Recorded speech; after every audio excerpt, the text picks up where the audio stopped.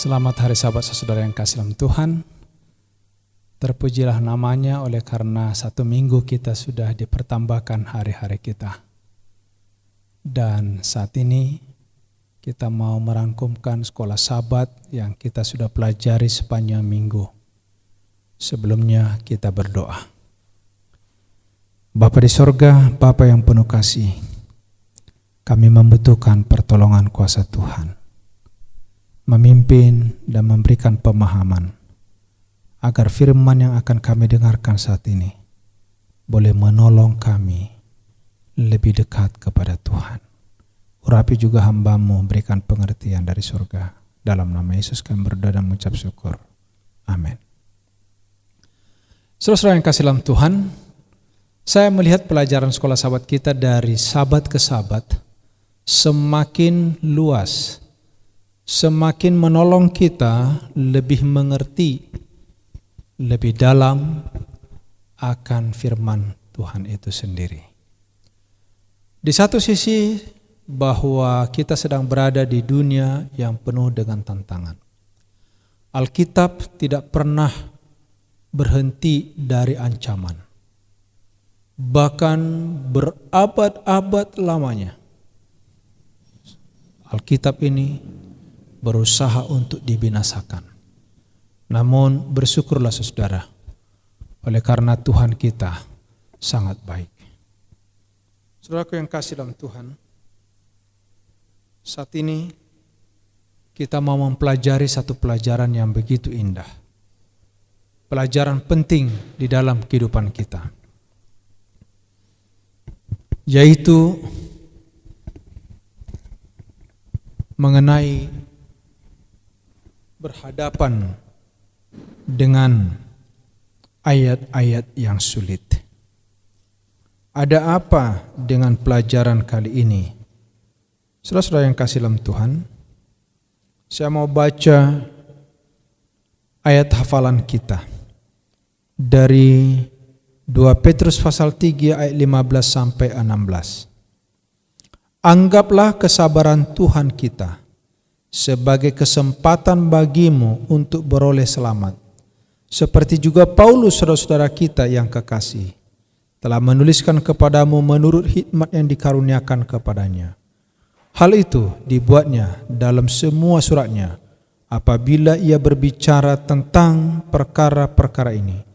Dalam surat-suratnya itu ada hal-hal yang sukar dipahami, sehingga orang-orang yang tidak memahaminya dan yang tidak teguh imannya memutarbalikkannya menjadi kebinasaan mereka sendiri, sama seperti yang juga mereka buat dengan tulisan-tulisan yang lain.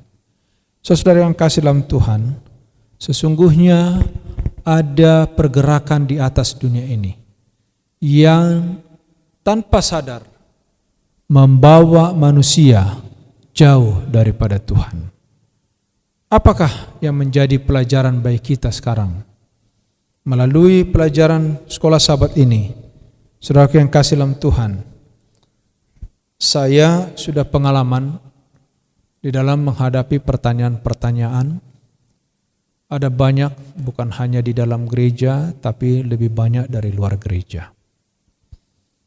Ada hal-hal yang sulit untuk kita fahami. Namun kita dibentengi dalam satu ayat. Karena firman ini diilhamkan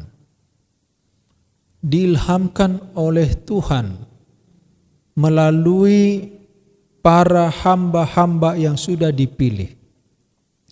Saya rindu untuk kita membacanya kembali ayat itu. Ada 2 ayat di Alkitab ini yang menurut saya menjadi pegangan kita, pedoman kita di dalam mempelajari firman Tuhan. Ulangan pasal 29 ayat 29. Firman Tuhan, hal-hal yang tersembunyi ialah bagi Tuhan Allah kita. Sekali lagi, hal-hal yang tersembunyi ialah bagi Tuhan Allah kita.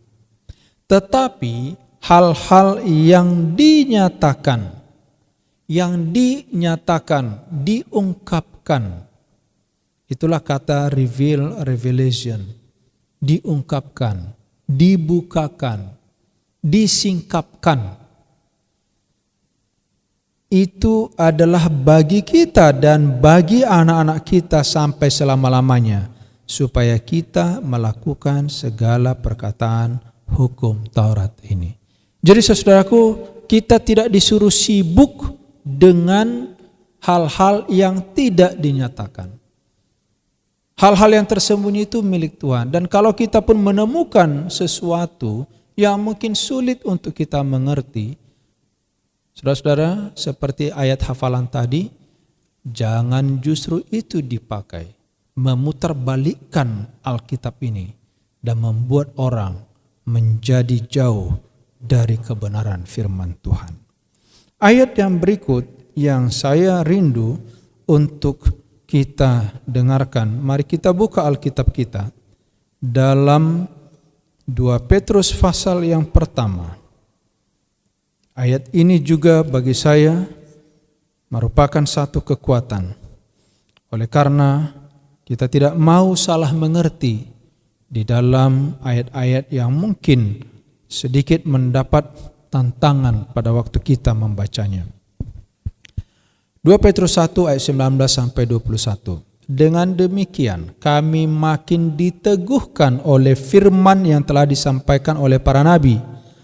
Alangkah baiknya kalau kamu memperhatikannya sama seperti memperhatikan pelita yang bercahaya di tempat yang gelap, sampai fajar menyingsing dan bintang timur terbit bersinar di dalam hatimu. Saudaraku yang kasih dalam Tuhan, pada saat kita membaca firman Tuhan, awalnya mungkin sulit untuk kita fahami. Berdoalah, minta tuntunan Roh Kudus Tuhan.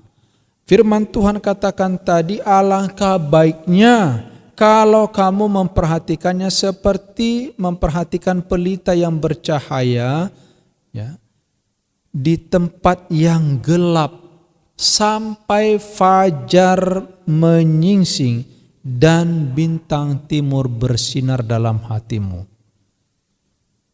Waktu saya masih kecil, kemudian bertumbuh dewasa, mempelajari Alkitab dan membaca terus. Saudaraku, ini kesaksian pribadi saya, pengalaman saya. Dari hari ke hari kita membaca firman Tuhan, Roh menuntun kita untuk lebih memahami. Karena kita belajar ingin lebih tahu tentang firman itu dengan iman. Tetapi orang-orang yang mempelajari Alkitab ini membaca untuk mencari-cari yang salah. Dan mereka ingin untuk menguatkan apa yang mereka sedang pikirkan. Ini yang perlu hati-hati. Karena mereka bukan membawa pikiran mereka kepada apa yang Tuhan katakan, tetapi mereka memaksakan apa yang Tuhan katakan itu kepada keinginan mereka. Inilah yang membawa jauh, yang disebut tadi memutarbalikkan. Saudara yang kasih dalam Tuhan, saya mau lanjutkan. Yang terutama harus kamu ketahui, ialah bahwa nubuat-nubuat dalam kitab suci tidak boleh ditafsirkan menurut kehendak sendiri, sebab tidak pernah nubuat dihasilkan oleh kehendak manusia, tetapi oleh dorongan Roh Kudus orang-orang yang berbicara atas nama Allah. Jadi ini jelas bagi kita. Pada saat saudara menghadapi ayat-ayat, membaca Alkitab ini dari ayat ke ayat, menemukan sesuatu yang sulit. Dan memang tadi ada jelas dikatakan sesuai dengan ayat hafalan kita, ayat inti kita. Dalam surat-suratnya itu ada hal-hal yang sukar dipahami. Saudara yang kasih, lalu apa yang kita lakukan tadi? kita mencari ayat-ayat yang lain yang ada hubungannya dengan pembicaraan itu, yang ada hubungannya dengan pekabaran itu. Dan kadang-kadang Alkitab ini ada istilah paradoks, seolah-olah dia bertentangan kita lihat, tapi sebenarnya tidak, karena memberikan pengertian dari sisi yang berbeda. Di dalam pelajaran kita hari Senin, menghadapi kesulitan dengan jujur dan hati-hati.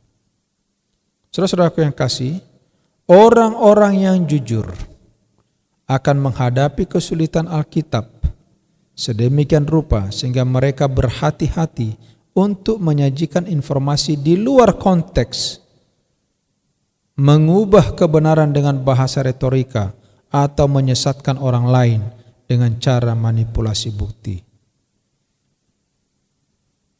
Jauh lebih baik menunggu jawaban yang memuaskan atas sesuatu kesulitan daripada mengelak atau mencoba memberikan jawaban yang tidak memuaskan. Jadi, kalau saudara terbentur memahami satu ayat, saudara berdoa, mungkin bertanya kepada orang-orang yang lebih memahami, pelajar-pelajar Alkitab, para pendeta, penatua jemaat.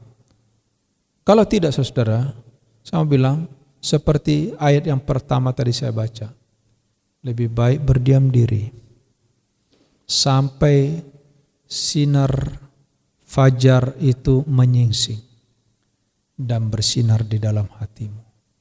Karena saya percaya sampai hari ini, Tuhan tidak meninggalkan orang di dalam keraguan-raguan, di dalam ketidakpastian. Dan dibutuhkan tadi kejujuran. Pada waktu kita membaca Alkitab ini harus dengan iman.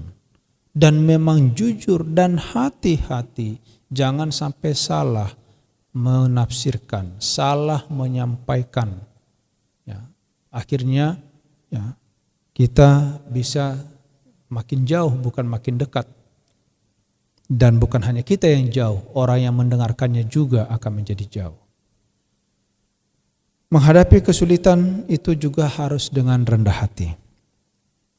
Semua orang yang datang untuk mendapatkan bimbingan firman Tuhan dengan pikiran yang rendah hati dan rasa ingin tahu, yang bertekad untuk mengetahui syarat keselamatan, akan mengerti apa yang dikatakan oleh Alkitab.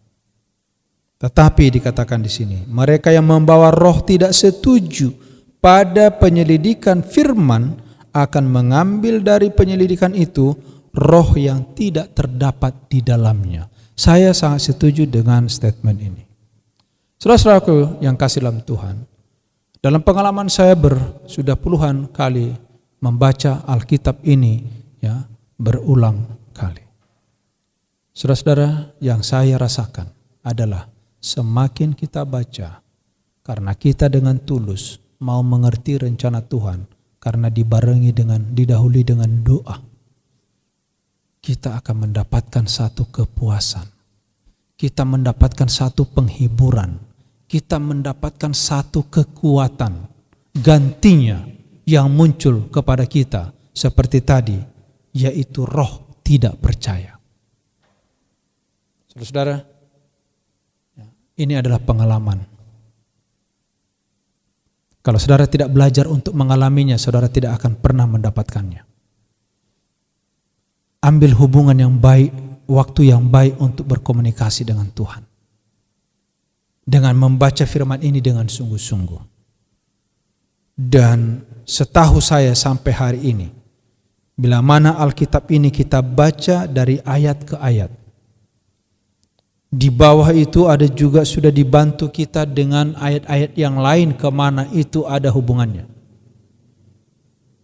Alkitab menerangkan dengan Alkitab itu sendiri. Dan kita tidak dibiarkan di dalam ketidaktahuan ataupun di dalam keraguan-raguan. Mari kita coba buka ayat dalam Yakobus pasal 4 ayat yang ke-6 sampai ayat yang ke-10. Kitab Yakobus. Apa firman Tuhan katakan di sana rupanya? Saudara yang kasih dalam Tuhan, dikatakan begini. Tetapi kasih karunia yang dianugerahkannya kepada kita lebih besar daripada itu. Karena itu ia katakan, Allah menentang orang yang congkak, tapi mengasihi orang yang rendah hati. Tuhan mau waktu kita belajar firman ini, karena kita sedang bertemu dengan yang ilahi. Dan kita sedang mendengarkan suara Tuhan Allah kita yang kudus itu. Kita harus merendahkan hati. Jauhkan kecongkakan saudara. Saya bisa menggambarkan, menimbang ya bagaimana orang yang datang belajar dengan sungguh-sungguh, dengan rendah hati, dengan orang yang sengaja belajar seperti orang sombong, congkak. Gantinya mendapatkan kebenaran itu, justru saya melihat yang ada ialah kebencian. Bukan hanya benci kepada firman itu, tapi juga membenci orang lain yang mempercayai firman itu sendiri. Saudaraku, enggak main-main. Belajar sekolah Sabat ini ya sangat penting bagi kita, oleh karena ada banyak nasihat yang begitu indah. Itu sebabnya katakan Tuhan tidak akan berbicara pada pikiran yang tidak peduli. Dia tidak akan menyanyiakan pengajarannya pada orang yang secara sadar tidak punya rasa hormat atau yang pikirannya sudah tercemar.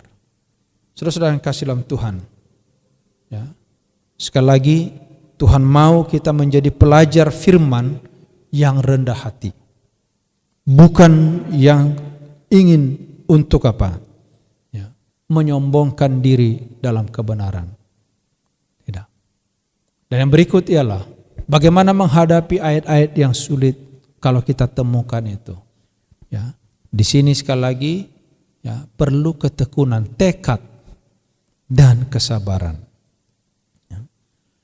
Kenapa saudara? Ketika beberapa kesulitan tidak dapat diuraikan, bahkan dengan upaya terkuat Anda untuk menyelesaikannya. Saya senang dari statement ini, apa dikatakan? Tinggalkan dulu untuk sementara waktu, dan sementara itu lakukan apa yang telah jelas-jelas ditunjukkan Allah kepada Anda. Saudara-saudaraku, saya mau tekankan kembali ini. Tadi ayat pertama saya baca Ulangan 29. Hal-hal yang dinyatakan itu untuk kita. Yang dinyatakan aja kita enggak lakukan, tapi ada orang yang sibuk dengan yang tidak-tidak gitu loh. Saudara coba bisa bayangkan ini, ribuan bahkan puluhan ribu ayat yang bisa kita mengerti, dan itu menuntun kepada Tuhan, menuntun kepada kebenaran, menuntun kepada keselamatan. Tetapi kita disibukkan dengan 1-2 kalimat, kata, yang membuat kita akhirnya bisa meragukan semua firman itu, bahkan menolak. Saudara-saudara, lihat, ini adalah senjata kuasa dari kegelapan. Setan berusaha dari sejak ya, dia diusir dari surga, ingin menghancurkan dan mau membuktikan bahwa Tuhan itu sulit untuk diikuti, perintahnya itu sulit untuk dilakukan. Saudaraku yang kasih, jangan pernah terperangkap dengan itu. Firman Tuhan ini cukup sederhana. Kalau diterima dengan rendah hati, dengan tekad yang besar, dengan iman yang sejati, dan penuh dengan kesabaran. Itulah sebabnya saudaraku yang kasih dalam Tuhan, di dalam Wahyu pasal 14, dan ini adalah merupakan ciri-ciri dari umat Tuhan di akhir zaman, orang-orang saleh yang berhak untuk diselamatkan. Saudaraku, apa dikatakan di dalam Wahyu pasal 14 ayat 12? Yang penting di sini ialah ketekunan orang-orang kudus yang menuruti perintah Allah dan iman kepada Yesus. Jadi ketekunan kita dituntut saat ini sementara kita menghadapi hari-hari yang sudah semakin dekat kepada kedatangan Yesus yang kedua kali. Nah, apa kesimpulan dalam pelajaran sekolah sahabat yang saya bawakan sekarang ini? Saudaraku yang kasih dalam Tuhan, pada waktu kita menghadapi kesulitan secara alkitabiah, apa dikatakan di dalam hal ini? Jika Anda tidak mengerti dari satu bagian kitab itu, cobalah untuk mengumpulkan beberapa terang dari bagian Alkitab lainnya yang berhubungan dengan pokok masalah yang sama. Itu yang saya sampaikan dari awal tadi. Mari kita cari. Mungkin ini dibicarakan dalam pasal yang lain. Kita lihat latar belakang pembicaraan itu, di mana, peristiwa apa. Ya. Itu tentang siapa. Bila mana kita gali lebih dalam, apa yang sedang dihadapi pada saat itu, apa yang sedang diperbincangkan, apa permasalahan hari itu. Ya, bila mana itu kita dapatkan, semakin banyak kita gali dari Alkitab itu sendiri, maka kita akan memperoleh hasil yang lebih baik untuk iman dan pertumbuhan rohani kita. Saya tutup dengan kutipan dalam Kebahagiaan Sejati halaman 124 dan 125. Apabila firman Allah dibuka tanpa doa dan hormat, bila pikiran dan keinginan hati tidak ditetapkan kepada Allah atau belum sesuai dengan kehendaknya, maka pikiran itu digelapi kebimbangan. Di dalam mempelajari Alkitab seperti itu, keraguan-raguan semakin bertambah kuat. Dan ingat ini, musuh kebenaran menguasai pikiran, menyuguhkan tafsiran-tafsiran yang tidak benar. Dan apabila orang tidak berusaha mencari hubungan yang harmonis dengan Allah di dalam iman dan perbuatan, betapapun terpelajarnya mereka, ada kemungkinan mereka akan salah dalam pengertian dari hal kitab suci. Orang-orang yang mencari salah di dalam kitab suci tidak mempunyai pandangan rohani. Jadi sudah jelas, saudara.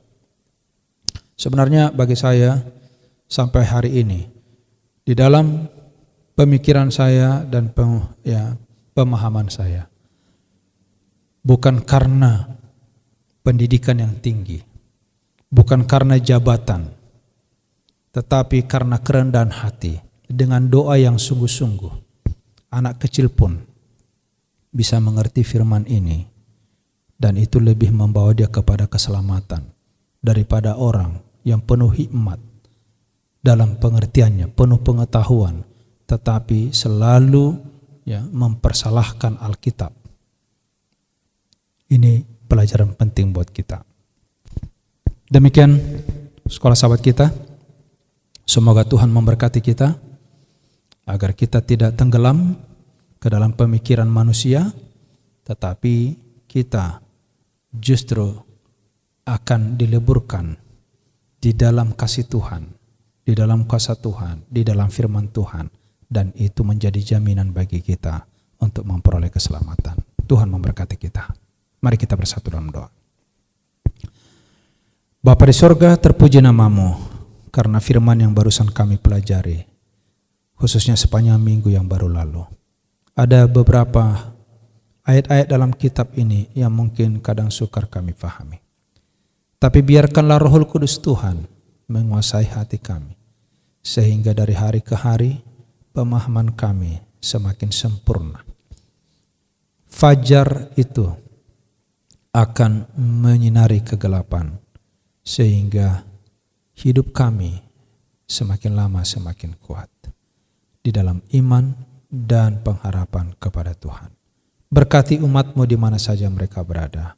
Biarlah kami dari hari ke hari diisi dengan firman-Mu. Kami rindu membuka lembaran demi lembaran, karena di sana ada kehidupan. Terpujilah nama Bapa pendosa kami. Dalam nama Yesus kami berdoa dan mengucap syukur. Amin.